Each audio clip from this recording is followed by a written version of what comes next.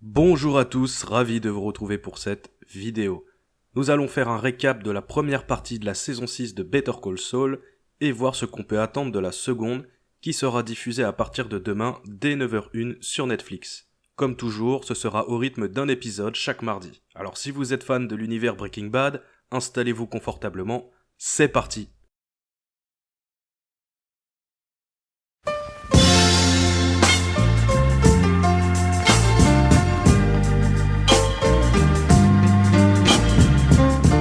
En saison 5, on avait laissé Jimmy et Kim à l'hôtel qui se cachaient pour fuir Lalo, qui leur avait rendu une petite visite dans une scène pleine de tension.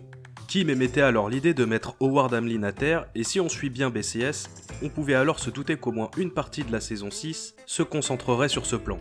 Le grand fil conducteur de la première partie se concentre donc sur ce plan, mais avant d'y revenir, je pense qu'il faut parler des 3 premiers épisodes qui pourraient former une trilogie centrée sur Ignacio Varga. Ou encore Nacho, vous l'appelez comme vous voulez. Notre bon Nacho a fui l'hacienda de Lalo Salamanca après l'attaque des mercenaires en fin de saison 5 et cherche désespérément du soutien pour quitter le Mexique. On comprend assez vite que quoi qu'il fasse, la mort le guette, d'un côté par les jumeaux Salamanca et de l'autre par le clan de Gus Fring. Il n'y a que Mike Ehrmantraut qui tente tant bien que mal de raisonner Gus et de sauver la peau de Nacho. Mais encore une fois, si vous avez bien suivi Better Call Saul, il est évident que le sort de Nacho était scellé depuis qu'il a accepté d'être la taupe de Gus Fring. Depuis le début, Gus exerce une pression sur Nacho en se servant de son père. À part peut-être faire jouer la carte Ed Galbraith, je n'ai jamais vu de porte de sortie pour Nacho, et de toute façon, son père aurait très certainement refusé de suivre son fils. Comme je vous le disais plus tôt, on comprend au fil des 3 premiers épisodes que Nacho est cerné. D'un côté comme de l'autre, tout le monde veut le voir mort.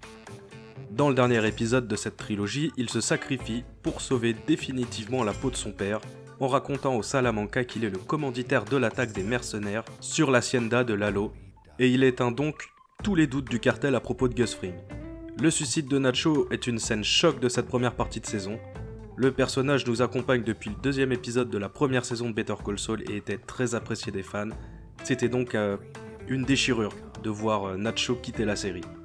Après avoir conclu l'arc de Ignacio Varga, la série peut pleinement se consacrer au plan de Jimmy et Kim, et le moins qu'on puisse dire, c'est que ce plan aura suscité de nombreuses interrogations chez les fans. On ne voyait pas du tout où ce plan allait nous mener. Le but était bien évidemment qu'on se questionne, parfois férocement, jusqu'à la totale compréhension du plan dans le dernier épisode. L'attention des 3 premiers épisodes a donc laissé sa place à une vague de questionnements, et je trouve que c'était très habile de la part des scénaristes.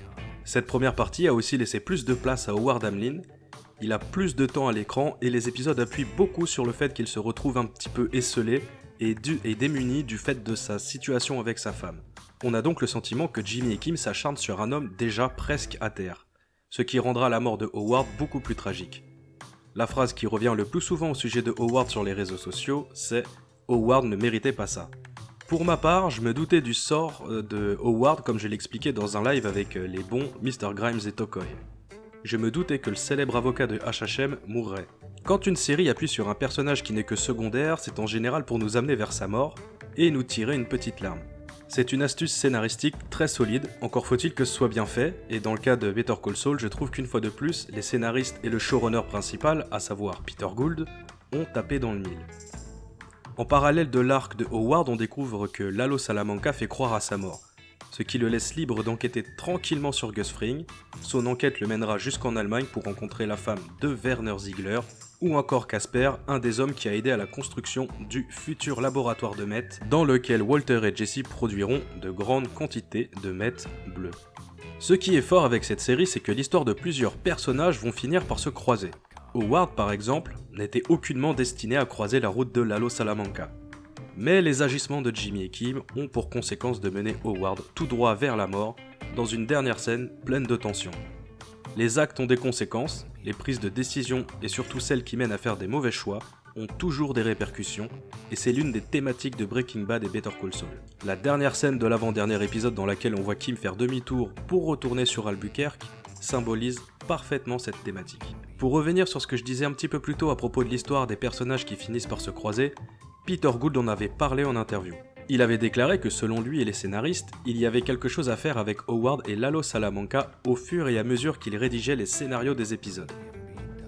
Peter Gould et Vince Gilligan travaillent beaucoup avec des post-it collés sur un tableau qui trace un chemin des différents arcs narratifs des personnages, et la série y fait un joli clin d'œil lorsqu'on voit le plan de Jimmy et Kim qui est couché sur des post-it. Maintenant nous allons revenir sur la mort de Howard qui est brutale et c'est aussi une force de l'univers Breaking Bad. En une seconde, en une simple pression sur la détente d'une arme à feu, tout s'arrête. Toute la dernière scène est une masterclass de mise en scène. L'éclairage est parfait, le découpage est excellent et l'utilisation de la bougie est ingénieuse.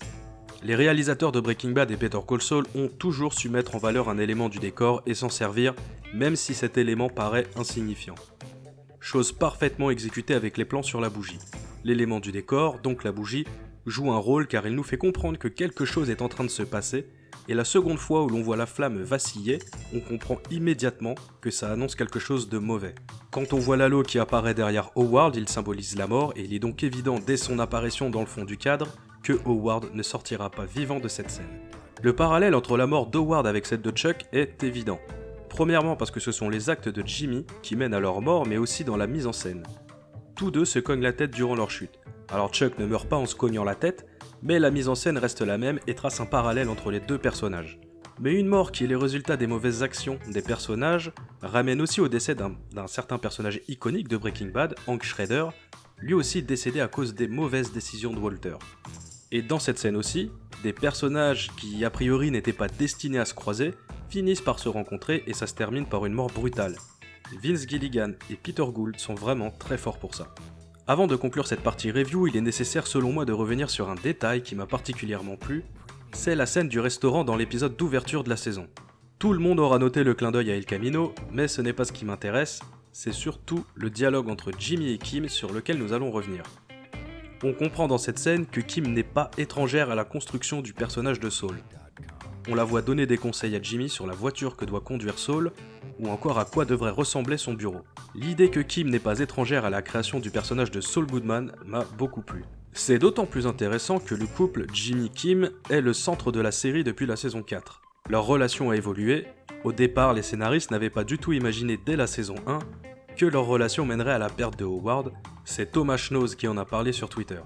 On apprenait aussi au cours d'une interview il y a plus d'un an de ça, que cette relation deviendrait toxique et dangereuse. A l'époque, je n'avais pas imaginé que ça aurait pu causer la mort de Howard, mais effectivement, on ne nous avait pas menti, cette relation toxique et dangereuse est parfaitement caractérisée dans la scène où l'on voit Jimmy et Kim qui s'embrassent dans le fond du cadre, alors qu'ils écoutent la descente aux enfers de Howard. Peter Gould a révélé que ce moment agit comme un aphrodisiaque sur Jimmy et Kim. Qu'un moment aussi dur et violent agisse comme un aphrodisiaque sur le couple montre à quel point leur relation est effectivement devenue toxique. Pour conclure, j'ai beaucoup aimé cette première partie et elle a même dépassé mes attentes. J'ai lu et entendu quelques critiques concernant la baisse d'intensité après la mort de Nacho. Alors oui, de premier abord on pourrait dire que la série baisse en intensité et on pourrait y voir une volonté d'étirer les intrigues, mais en réalité c'est parfaitement raccord avec ce qu'est Better Call Saul depuis le début. La série n'est pas un Breaking Bad 2. Même s'il y a des similitudes, elle a son propre ton, son propre rythme. BCS a toujours pris le temps d'installer ses personnages et son histoire. Elle est plus lente que Breaking Bad, mais ce n'est pas un défaut selon moi. Dans Breaking Bad, on suit principalement deux personnages qui intègrent le milieu du crime. La série semble donc beaucoup plus rythmée. Dans Better Call Saul, on suit principalement des avocats. Donc on perd en intensité, mais je pense qu'on y gagne en termes de construction de personnages et de développement de l'histoire. Dans Better Call Saul, la tension naît souvent grâce aux scènes avec les cartels de Gus et de Don Eladio ou encore avec Lalo. Alors que dans Breaking Bad, un simple dialogue entre Walter et Jesse pouvait passer du calme à la tempête. Les réactions chimiques entre les personnages de Breaking Bad accéléraient le rythme. Dans Better Call Saul, les choses sont faites de manière plus subtile. Mais ce n'est pas un défaut, c'est un choix purement réfléchi qui rend le show unique. Donc pour moi c'est un 10 sur 10 pour cette première partie et il est maintenant temps d'en venir à la deuxième partie de cette vidéo, à savoir que pourrait-on attendre de la seconde partie de saison qui sonnera la fin du show et certainement de l'univers Breaking Bad avant un bon moment. Que pouvons-nous attendre de cette seconde partie de saison 6 de Better Call Saul? J'imagine bien que ça peut changer suivant les individus et comme je ne peux pas parler pour tout le monde, je vais vous livrer mes attentes et je vous avoue qu'elles sont plutôt élevées. En effet, la série doit se conclure, donc je m'attends à l'apogée de tout ce qui fait le sel de Better Call Saul. Dans un premier temps, on va dégager dans les grandes lignes les principales attentes, et la première qui me vient à l'esprit et à laquelle tout le monde s'accroche depuis 2 saisons, c'est le sort de Kim Wexler. Peter Gould et Vince Gilligan ont créé ce personnage pour les besoins de Better Call Saul. Quand Breaking Bad était encore en pleine diffusion et qu'elle déchaînait internet, Kim Wexler n'existait pas encore dans l'esprit des créateurs du show. C'est quelque chose qu'il faut vraiment assimiler. Mais maintenant que Kim existe et qu'elle fait partie de cet univers, les scénaristes vont devoir expliquer son absence dans Breaking Bad. Où est Kim? Est-ce qu'elle est morte? Est-ce qu'elle est en prison? Est-ce qu'elle est la première personne de cet univers que Ed Galbraith a aidé à disparaître? Beaucoup de questions auxquelles nous attendons des réponses. Rhea Seehorn et d'autres membres de l'équipe avaient déclaré que le sort de Kim pourrait être pire que la mort, mais ils nous ont souvent menés en bateau au cours des différentes interviews, donc une mort n'est pas totalement à exclure, mais de vous à moi, comme je l'ai souvent dit, je pense que Kim est toujours en vie pendant les événements de Breaking Bad. La deuxième chose qui me vient immédiatement en tête, c'est le sort de Jimmy /Saul /Gene. Que va-t-il se passer pour Gene Takovich? Les showrunners avaient dit qu'on verrait plus de Gene dans la seconde partie de saison, mais récemment, Peter Gould a apporté quelques précisions, voire quelques nuances, en expliquant qu'on verrait Gene, mais qu'il faudra être patient. Je pense donc qu'il ne faut pas s'attendre à plusieurs épisodes consacrés à Gene Takovich. Un épisode entier peut suffire à conclure son arc narratif pour la simple et bonne raison qu'il n'apparaît que très peu dans Better Call Saul. L'autre grande question directement liée à Gene est « Mais qui est Jeff ?» Pour rappel, l'acteur a été recasté suite à l'indisponibilité de son premier interprète. C'est donc un certain Pat Healy qui incarne désormais ce personnage. Je suis pressé d'en savoir plus sur ce fameux Jeff. Qui est-il réellement? Est-ce que l'histoire qu'il raconte dans l'introduction de la saison 5 est vraie? Que veut-il à Gene /Saul? A priori, il chercherait à faire du chantage à Saul puisqu'il l'a reconnu. C'est ce qu'un teaser récemment diffusé sur le compte officiel de Better Call Saul nous laisse supposer. Jeff est forcément au courant que Saul est recherché par la police suite aux événements de Breaking Bad. Il se pourrait donc que le sort de Gene soit lié à celui de Jeff. Il faut aussi que l'on parle du cas de Lalo Salamanca, lui aussi a été créé pour Better Call Saul par Peter Gould. Le personnage a d'abord été pensé et inventé en saison 2 pour apparaître pour la première fois en saison 4. Tout le monde se doute que Lalo va mourir. La théorie la plus répandue, c'est que Gus le tue avec l'arme qu'il a cachée dans le laboratoire, qui est encore en chantier. Son corps serait ensuite coulé dans le béton. Jimmy, ou encore Saul, ne serait pas témoin de la scène. Mike ne lui dirait rien à propos de la mort de Lalo, ce qui expliquerait que Saul pense qu'il est encore en vie durant la timeline Breaking Bad. Un autre élément qui, à mon sens, est assez intéressant, voire qui pourrait être important, je pense que la mort de Howard aura des répercussions sur la seconde partie de saison. Tout le monde est d'accord pour dire que Mike s'occupera très certainement du corps de Howard, sa mort sera très certainement déguisée en suicide, mais un personnage clé pourrait mettre à mal ce plan. En effet, Cliff Main est au courant que Jimmy et Kim ont monté un plan contre Howard. Il n'a pas cru Howard quand celui-ci expliquait qu'il était la victime du couple, mais une fois qu'il apprendra la mort de son ami, il pourra en toucher deux mots aux autorités. Je pense donc que même mort, Howard sera toujours au centre d'une intrigue. Il reste 6 épisodes et c'est beaucoup pour juste conclure le cas de Lalo, de Kim et de passer au sort de Gene Takovich. Il est donc pour moi assez évident qu'une autre intrigue viendra se greffer à l'histoire et qu'elle sera liée à Howard. Et si je me suis trompé, tant mieux, Better Call Saul nous aura surpris. On en vient maintenant à l'apparition de Walter et Jesse. Ce n'est plus un secret puisqu'on sait depuis le mois d'avril que le duo iconique reviendra pour un épisode dans Better Call Saul. J'ai lu des commentaires dans lesquels certains se plaignaient que j'ai spoilé leur retour. Alors si c'est vraiment le cas, j'en suis désolé, mais étant donné qu'il a été annoncé partout depuis le mois d'avril, j'ai décidé d'en parler. Leur retour était de toute façon un secret de polichinelle, mais je m'excuse si jamais vous avez été spoilé. La grande question est comment le duo sera intégré. Nul doute qu'on les verra pendant la timeline Breaking Bad, donc un saut dans le temps est envisageable, voire même obligatoire.